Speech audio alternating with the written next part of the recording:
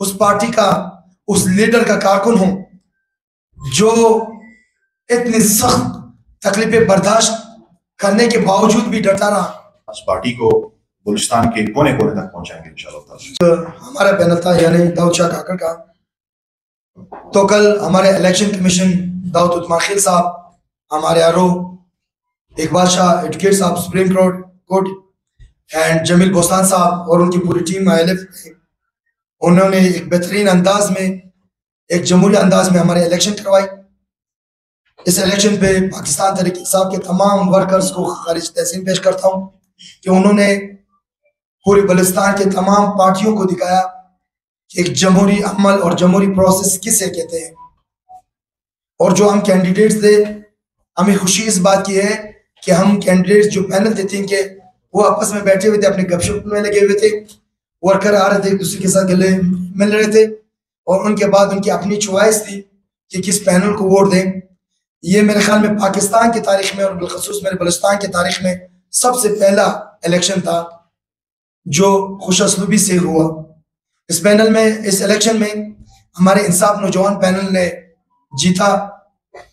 मैं अपने तमाम वर्कर्स का, PTI क़यादत का, यूथ विंग का और तमाम विंग्स का, ISF का, फीमेल विंग का, लेबर विंग का, वकला विंग का, सबका शुक्रिया अदा करता हूँ कि उन्होंने हम पे एतमाद की। और जो इमरान खान शुरू दिन से कहते थे कि मेरे नौजवान एक दिन आएंगे कि वो पार्टी की क़यादत संभालेंगी, आज हमने आपको दिखाया अल्हम्दुलिल्लाह। जो हमारे स्टेज पे बैठे हुए फैज सादा खुर्शीद एडवोकेट साहब, ये हमारी पार्टी के सूबाई सीनियर नायब सदर हैं। 23 साल नौजवान, पाकिस्तान की सबसे बड़ी जमात पाकिस्तान तहरीक इंसाफ के बागडोर जो है वो नौजवानों के हाथ में है। मेरे साथ मेरे पैनल में जहांगीर हिंद साहब जो मेरे साथ बैठे हुए हैं, ये नौजवान के आज में पार्टी का सूबाई जनरल सेक्रेटरी बना। इस साथ में मेरे साथ ये जो नौजवान बैठे हुए हैं, ये पार्टी की सूबाई क़यादत है हमारी। साथ में हमारे जो नौज़ाद अमीन जुगीर साहब है, इनको आज तकलीफ इसलिए दी कि वो हमारे मुद्दे मुकाबिल पैनल थे। मलिक फैसल देवार साहब, आलम काकर साहब डॉक्टर मुनीर पैनल के नुमाइंदे हैं और सादिक आगा साहब, इनका अपना पैनल था, वो विड्रॉ हुए थे डॉक्टर मुनीर साहब के हक में। तो ये एक सियासत का और इमरान खान का बताया हुआ तरीका था कि आज कल हमने इलेक्शन लड़ी और आज सारे बैठे हुए हैं, यानी हमें कोई इख्लाफात नहीं है। माजी में ये जो लोग कहते थे मीडिया के तवज्जो से या और पार्टियों के लोग कि तहरीक इंसाफ में इख्लाफात है, तहरीक इंसाफ है, आप साथियों को दिखा रहा हूँ, ये हम सारे पैनल एक साथ बैठे हुए। तो आते हैं अपने एजेंडा पे कि हमारे जो नई काबीना बनी हुई है, हमारे बलूचिस्तान के हवाले से सबसे पहले ये पार्टी वर्कर का शुक्रिया अदा करना था हमें।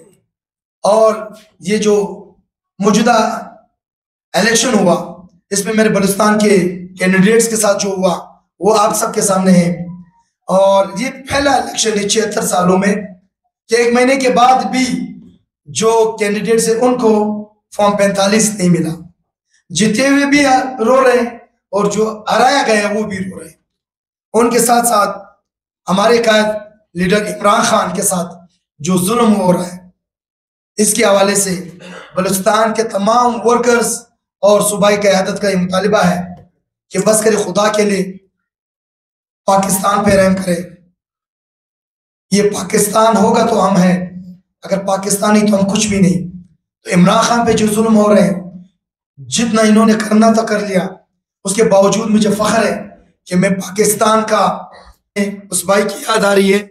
अगर मेरे भाई और मेरे दोस्त कासिम खान सूरी होते जो आज पार्टी की वर्कर्स की वजह से, उस पार्टी का, उस लीडर का कारकुन हूं जो इतनी सख्त तकलीफें बर्दाश्त करने के बावजूद भी डटा रहा।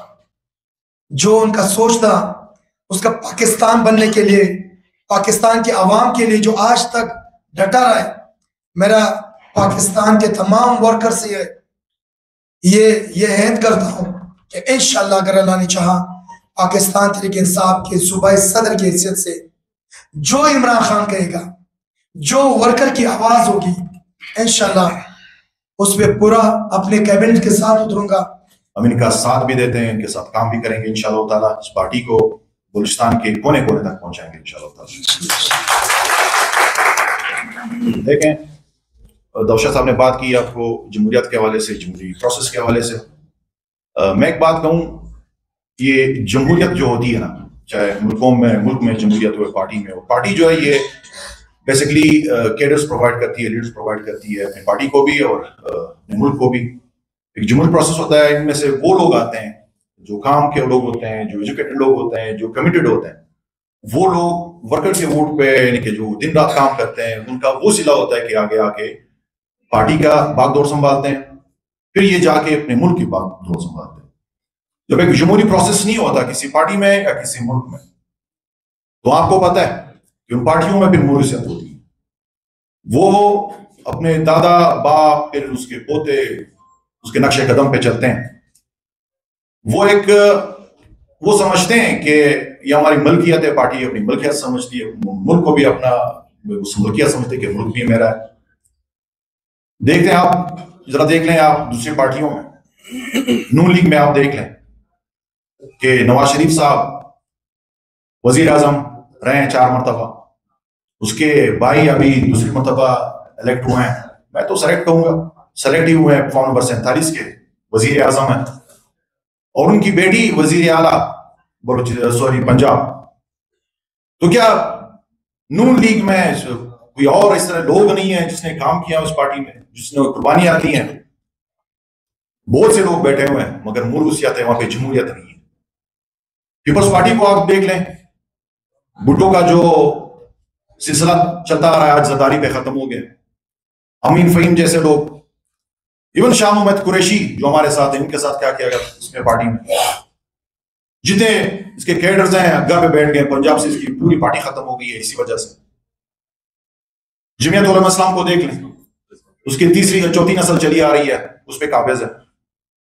ये वाहिद पाकिस्तान तहरीक इंसाफ है, जो खान साहब खुद कहते हैं कि मैं इसको एक इदारा बनाऊं, मेरे घर का कोई बंदा नहीं होगा इसका सरबराही नहीं करेगा।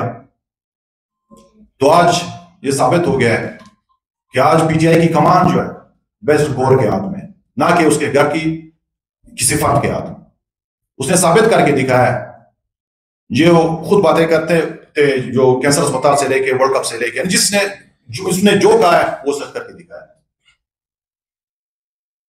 तो जमहूरी प्रोसेस, मैंने पहले भी कहा कि ये पार्टियां बनाती हैं और कैडर देती हैं अपने मुल्क के लिए, लीडर्स प्रोवाइड करती हैं।